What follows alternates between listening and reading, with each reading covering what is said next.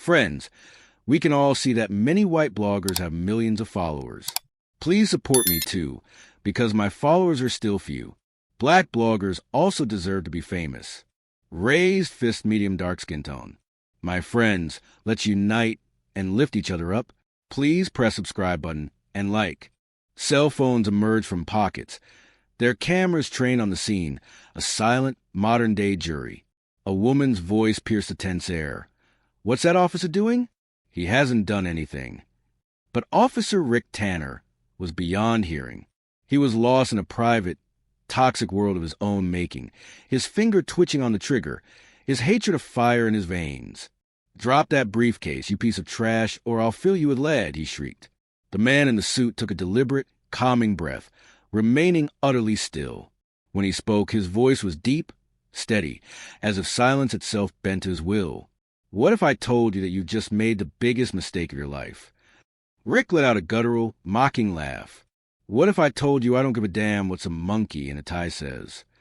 He gripped his weapon with both hands, aiming directly at the man's chest. A vein in his neck pulsed rhythmically, beads of sweat forming on his temples. Not from fear, but from a raging, unadulterated fury. You know what you are, huh? He spat, his voice low and venomous. A plague, a goddamn pest that should have never left the cotton fields. You'll always be slaves. The man being targeted didn't flinch. His jaw remained clenched, his gaze as firm as steel. He simply breathed, deeply and repeatedly, as if counting down the seconds to some inevitable conclusion. Rick raised his gun higher, aiming squarely between the man's eyebrows. What's wrong, tongue-tied now? Huh? He took another step forward. I swear to God, if you make a single strange move, I'll put a bullet in your head. I don't give a damn who you are. To me, you're just another black man looking for trouble. The man slowly lifted his gaze skyward, a silent acknowledgement of the ticking clock, before lowering his eyes back to meet Rick's. The calmness in his expression was more unnerving than the gun itself. You will regret every word, he said, his voice a quiet promise. Rick's sneer was unwavering. I highly doubt it. His fingers settled on the trigger. He breathed like a cornered beast, but he was the one with the gun, the power, the authority. Or so he believed. Meanwhile, a few yards away, a woman inside a grocery store, her phone hidden behind the glass door, spoke in an urgent, low voice. He's pointing a gun at an unarmed man. Yes, a pistol.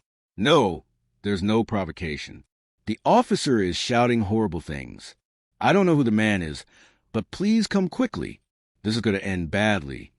Rick knew nothing of that call. The man in the suit stood motionless, his gaze fixed on the officer, waiting for something to break. Perhaps his patience. Or the trigger. And then it broke. I've had enough of you, you damn. Rick shrieked beside himself. You're just a pest of society. Without warning, he fired. The detonation ripped through the air like a whip crack. The man took a single step back from the impact, his left shoulder instantly soaked in crimson.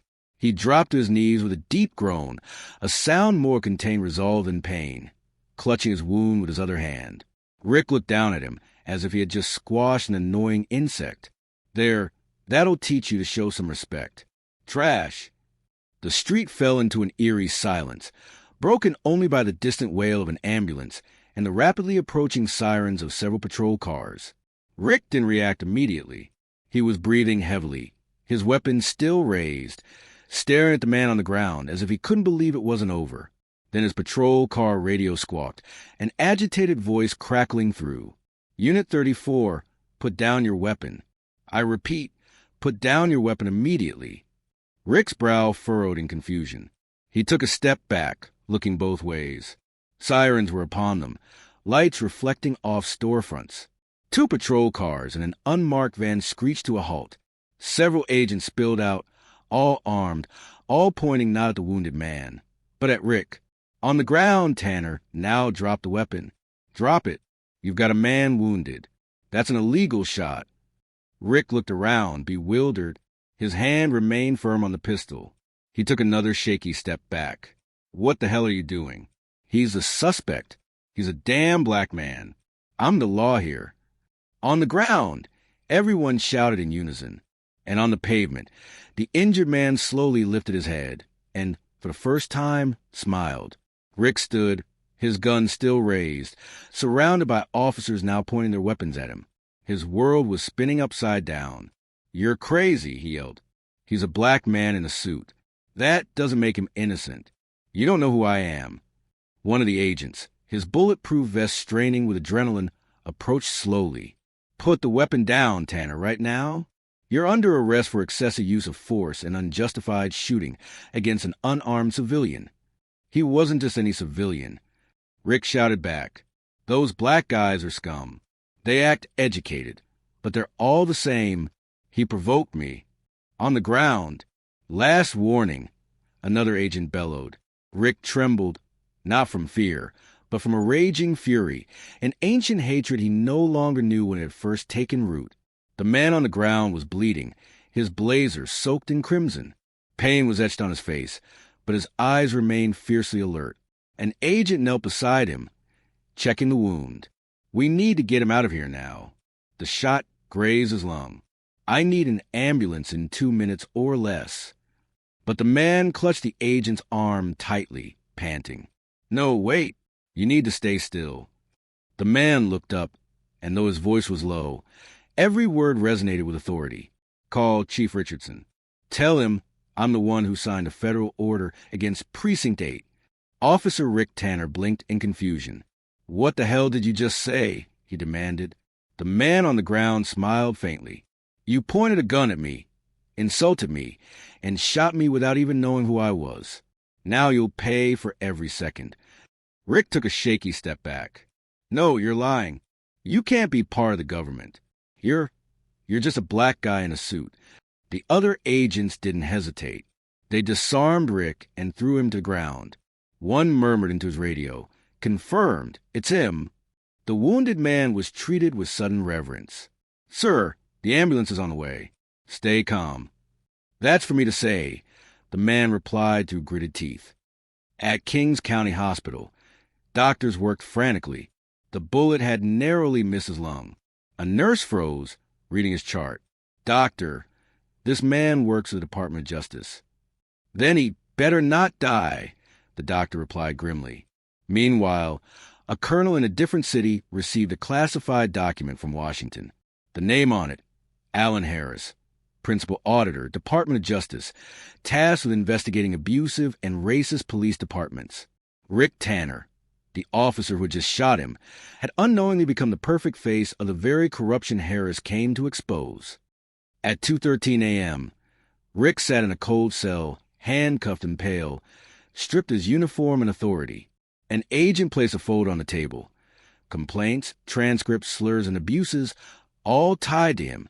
"They're going to destroy me," Rick whispered. "No," the agent replied. "You destroyed yourself." At 8:02 a.m., Alan Harris stood by his hospital window, his arm bandaged. A message popped up on his phone. "The press knows nothing. We're ready to leak." He typed back, "Not yet. I want to be on my feet when it breaks." A young officer entered the room. "Sir, will you continue the audit?" "I didn't come here to watch," Harris said. "I came to clean house." "One last question," the officer said. "How did you know Tanner was like that?" Harris paused, looking out the window. "I didn't," he replied. "But I didn't need to provoke him. My existence was enough." The next day, 11 a.m., DOJ headquarters. Alan Harris walked the podium. Cameras flashed. "Yesterday, I was shot by a police officer while performing my duties," he began. He didn't know my name, my title, or why I was there, but he knew I was black, and that was enough. He paused, letting the words hang in the air. "As of today, a federal investigation into Precinct 8 is formally underway. All officers will be audited, all cases reviewed. Racism and abuse of power will be prosecuted as federal crimes." The room erupted in flashes and murmurs. "I didn't come here to make speeches," Harris concluded. "I came to tear out the rot. And this is just the beginning." Weeks later, Rick Tanner sat silently in his prison cell. A letter arrived bearing the seal of the Department of Justice. One sentence was highlighted. You were not the victim of a mistake. You were the example. He didn't scream. He didn't speak. He simply trembled.